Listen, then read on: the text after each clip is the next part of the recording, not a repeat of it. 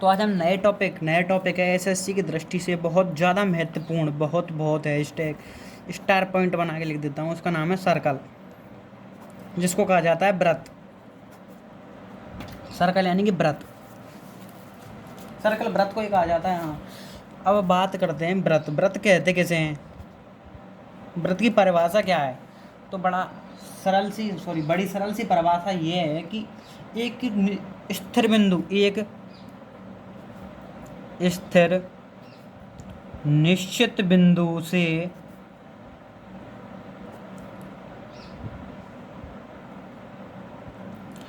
तय किए गए दूरी पथ तय किए गए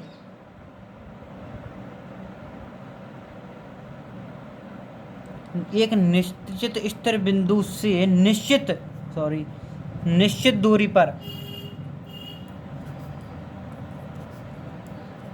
तय किए गए पथ से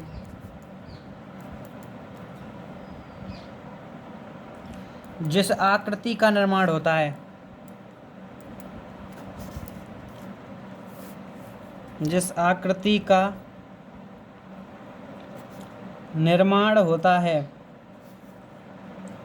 व्रत कहलाती है, तथा वह निश्चित बिंदु व्रत का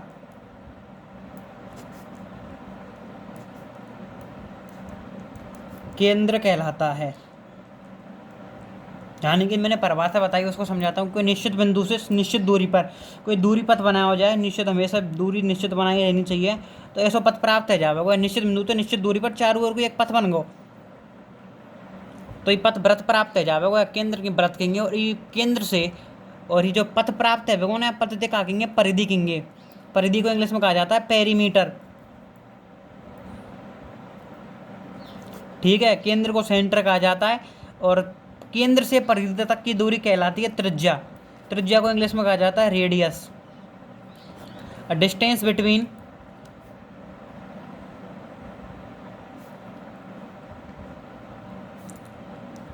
सेंटर टू पेरीमीटर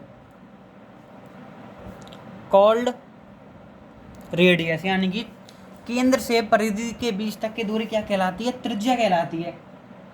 ठीक है, और अब बात करेंगे व्यास। व्यास को कहा जाता है डायमीटर। ठीक है, अब डायमीटर की परिभाषा क्या है? एक ऐसी जीवा जो परिधि के एक बिंदु से केंद्र से होकर गुजरती है, केंद्र से होकर परिधि के अन्य किसी बिंदु के मध्य की दूरी क्या कहलाती है? व्यास कहलाती है। व्यास को इंग्लिश में कहा जाता है डायमीटर। व्यास कहलाती है। यानी कि ये केंद्र है, केंद्र से होकर कोई जीवा गुजर रही है जो परिधि के दो बिंदु ने मिला रही है, वो व्यास कहलावे। और एक बात बता दो, व्रत की सबसे बड़ी जीवा कहलाती है क्या? व्यास। ठीक है, अब बात करूं जीवा का हित। जीवा को इंग्लिश में कॉर्ड कहा जाता है। कॉर्ड है ना, कॉर्ड। जीवा कैसे कहते हैं? जीवा कहते हैं जो ऐसी रेखा जो परिधि के दो बिंदुओं को मिलाती है। जैसे कि ये दो मिला दिए, ये दो मिला दिए, ये दो मिला दिए, ये दो मिला दिए, ये दो मिला दिए, ये दो, ऐसे कितने भी मिला सकें, मिला दो इन्हें, है ना, जीवा कहलावे। जीवा समझ गए होंगे मेरे हिसाब से। और आपको पता है relation between radius and diameter. यहाँ हम त्रिज्या को हमेशा आर से डिनोट करेंगे और व्यास को डी से डिनोट करेंगे, स्मॉल डी से। यानी कि जो आर और डी के मध्य रिलेशन क्या है? यानी कि 2r बराबर डी। समझ गए होंगे। यानी कि dy2 बराबर r। यानी कि व्यास का आधा त्रिज्या कहलाती है और त्रिज्या का दुगना व्यास कहलाता है। ठीक है, अब बात करेंगे हम चाप का ही। देखें, चाप व्रत पढ़ रहे हैं तो थोड़ा व्रत के बारे में जानेंगे, फिर उसकी इसकी प्रॉपर्टीज़ के बारे में पढ़ेंगे। बड़ा आसान होता है व्रत वैसे।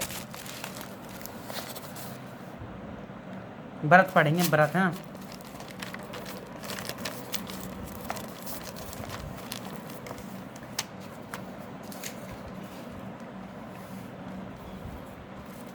सॉरी, चापते पढ़वे थे पहले, थोड़ा पर्दी के बारे में जान लें तो अच्छा रहेगा। पर्दी, व्रत की पर्दी को कहा जाता है पेरीमीटर।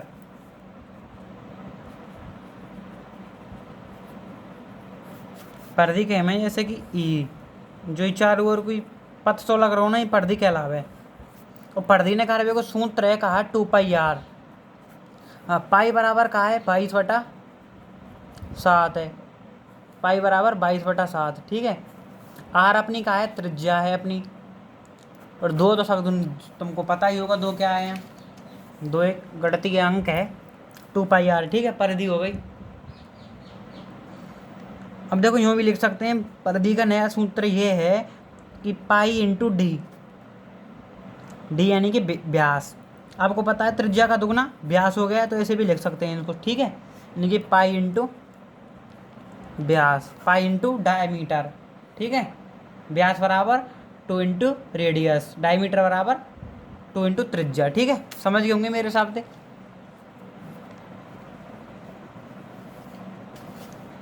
अब बात करेंगे चाप। अब चाप की तैयार का एक शुद्ध परिभाषा बताऊं, व्रत की परिधि का कोई भी अंश, व्रत की परिधि का कोई अंश भाग व्रत का चाप कहलाता है।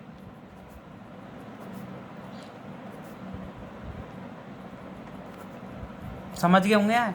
जैसे कि व्रत की परिधि बना दी, जैसे ई अंश है तो ये कहा है चाप कहलावेगो, इतना चाप कहलावेगो, ठीक है। जीवा मैंने आपको बताई थी, जीवा क्या होती है, ठीक। अब जीवा बता दें, अब थोड़ा है कि प्रॉपर्टीज जान लेते हैं, व्रत की प्रॉपर्टीज का है।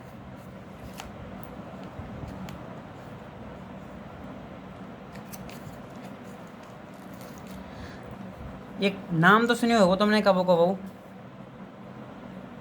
संकेंद्रीय व्रत। ऐसे दो या मोर देन 2, दो से अधिक व्रत,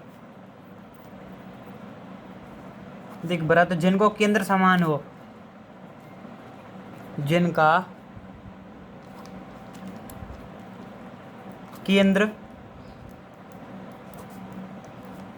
समान होता है, संकेंद्रीय व्रत कहलाते हैं। जैसे कि ये बन गया, इसका भी केंद्र, इसका भी, दो व्रत बन गए, तीसरे व्रत को केंद्र की समान है, समान केंद्र है वो, ठीक है। अब थोड़ा कुछ गुणधर्म के बारे में पढ़ेंगे, व्रत के बारे में। व्रत पढ़ रहे हैं तो सर्कल पढ़ रहे हैं तो सर्कल के कुछ गुणधर्म रहे में, वे गुणधर्म का आकार है, इनके बारे में पढ़ेंगे। यानी कि दो सर्वांग संव्रत हैं, मान के चलो दो सर्वांग संव्रत ऐसे हैं, जैसे कि ऐसे ही कोई व्रत है,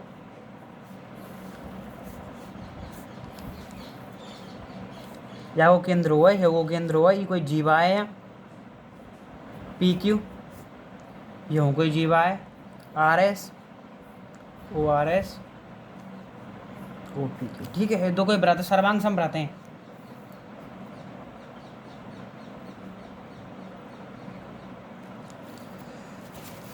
सब पहला गुणधर्म लिखेंगे, बहुत इंपॉर्टेंट गुणधर्म ही है। मैं थोड़ा राइटिंग सुधार भी कोशिश करूँगा। यदि दो व्रत या दो सर्वांग संव्रत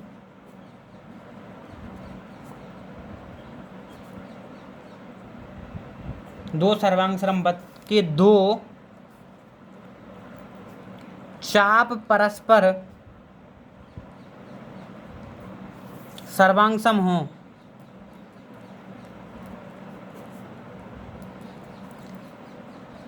तो उनकी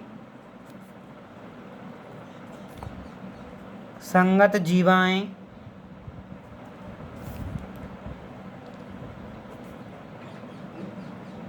समान लंबाई की होती हैं। यानी कि मैंने बात कही है, आप गौर करो, दो वृत्त के दो चाप परस्पर सर्वांग सम हो तो उनकी संगत जीवाएं समान लंबाई की होती हैं। यानी कि दो चाप हैं, चाप पी और क्यू और चाप आर और एस, दो यदि दो चाप सर्वांग सम हैं तो इनकी तो संगत जीवाएं कौन कौन सी होंगी? पी क्यू चाप की संगत जीव होगी पी क्यू, और आर एस चाप की संगत जीव का होगी आर एस। यानी कि जैसे यूँ लिखना हो पी क्यू चाप लिखना हो तो पी क्यू तो एच डिनोट करें, ऐसे का है को ये हिंदी में बोलेंगे तो चाप पी क्यू है कोई, ठीक है। ऐसे यानी कि ऊपर एक छतरी सी बना दें, जैसे कि चाप आर एस लिखना हो तो यूँ लिख देंगे चाप आर एस, ऐसे डिनोट करें। तो ये दो दो चाप सर्वांग सम है तो इनकी दो जीवा उनकी लंबाई कितनी है, मतलब दो जीवाएं समान लंबाई की होंगी, यानी कि जीवा पी क्यू बराबर जीवा आर एस, ठीक है। ये समझ में आ गई एक बात तैयारी में। अब जैसे यही उल्टो कर दो, यदि दो वृत्त की जीवाएं परस्पर दो सर्वांग सम लिख देना यहाँ, ठीक है, सर्वांग सम जीवाएं परस्पर बराबर हों तो वही बात है, चाप भी बराबर होंगे, यानी कि दो जीवाएं बराबर तो उनके चाप भी सर्वांग सम होंगे, तो चाप उनके सर्वांग सम होंगे, यानी कि सर्व प्लस अंग प्लस सम, चारों ओर तो समान होंगे, ठीक है ना। समझ में आ गई होगी बात, मेरे हिसाब से आराम से आ गई होगी। यानी कि देखो अब यह बात है, मैं शॉर्ट मैथमेटिकल फॉर्म में लिखूंगा तो ऐसे लिखूंगा यह बात है, यानी कि मैंने तुमको बताई ना, यदि चाप पी क्यू सर्वांग सम को चिन्ह पता कहा रहे बराबर वापस न्यो चाप आर एस हो यदि और केवल यदि पी क्यू बराबर आर एस, ये क्या हो गई जीवाएं, ठीक है। या चिन्ह देखें इफ और ओनली इफ, यदि और केवल यदि बोलते हैं, इसको ध्यान रखना, ठीक है, हिंदी में ये। अब यही बात है, दोबारा दूसरी बात कहा बताई, यदि पी क्यू बराबर आर एस हो, कहा है ये कहा है भैया कौन है, ये जीवाएं, तो फिर क्या होगा, पी क्यू चाप सर्वांग सम होगा आर एस चाप के, ठीक है। अब नंबर तीसरी बात लिखो, सॉरी पॉइंट नंबर 3 लिखो। पॉइंट नंबर 3 कौन सा है? वृत्त के केंद्र से जीवा पर डाला गया लंब उस जीवा को समद्विभाजित करता है। वृत्त के केंद्र से जीवा पर डाला गया लंब जीवा को समद्विभाजित करता है। ये जैसे कि कोई जीवा है ए पी, लंब डाल दिया यहाँ पे ओ एल, तो यह जीवा कितने भागन में बांट रहा हो, दो भागन में बांट रहा हो, यानी कि ए एल बराबर का आ जाएगा वो एल पी। अब ऐसे तुम कोई सी जीवा ढूंढ लियो, जैसे ई जीवा ढूंढ लेगी तो यहाँ पे लंब यहाँ से डर जाएगा, ई जीवा ढूंढ ले तो लंब यहाँ से डर जाएगा, यानी कि हर जीवा है वृत्त के केंद्र से जो जो लंब डालेंगे ना, वो जीवा दो भागन में विभाजित करोगे, यानी कि O P sorry O L लंब का है ए पी, यानी कि ओ एल लंब ए पी, तो कहा जाएगा ए एल बराबर एल पी, ठीक है, ऐसे है जाएगा। अब हम आगे की बात करेंगे अगली कक्षा में, इन मोड्स 3 मोस्ट हैं, ठीक है ना, याद कर लेना।